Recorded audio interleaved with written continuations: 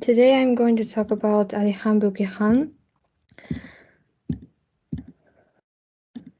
Presentation main points is introduction, biography, work, timeline, and summary.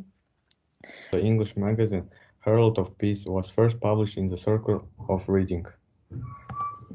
A brief summary of Leo Tolstoy's story, Big Dipper. The work Big Dipper is the same page in volume. The work is designed primarily for well dried out and trees, shrubs, and herbs with withered, and people and animals were dying of thirst. I will not reveal the summary of the Caucasian captive, but I think will encourage the reading of the original. A brief summary. Кеуіп қысқарады. Бозарады, көгеріп, қызарып құбылады. Айнымалы тұрлаусыз құбылғыш адамды орыс хамелеон дейді. Деп аудармашы. Деятельность Алихана Букихана. Букиханов Алихан Нурмухамедов родился в 1866 году, скончался в 1937 году. Общественный и государственный деятель, руководитель национально-освободительной... Presentation about Ukraine like an egg. So after is Lev Nikolaevich Tolstoy. So it was written in May or June in 1885 and the patent in 1886.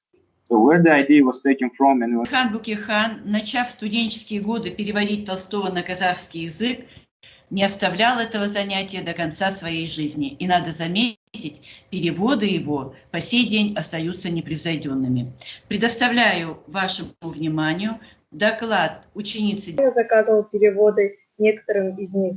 Это хорошо прослеживается на примере переводов, опубликованных в начале 20 века в журнале «Айкат» и газете «Казах». Одно из литературных наследий Алихана Букиханова завещано потомкам перевод. Как и многие переводчики того времени, делая переводы сочинений. Аса көрнекті мемлекет және қоғам қайраткері, энциклопедиялық білім иесі, саналы ғұмырын халқына адал қызмет етуге арнаған Алихан Букиханның сонында қалған мұраларының елеулі бөлігі аудармалары. Аудармашылық оның шығармашылық қызметінің маңызды қыры.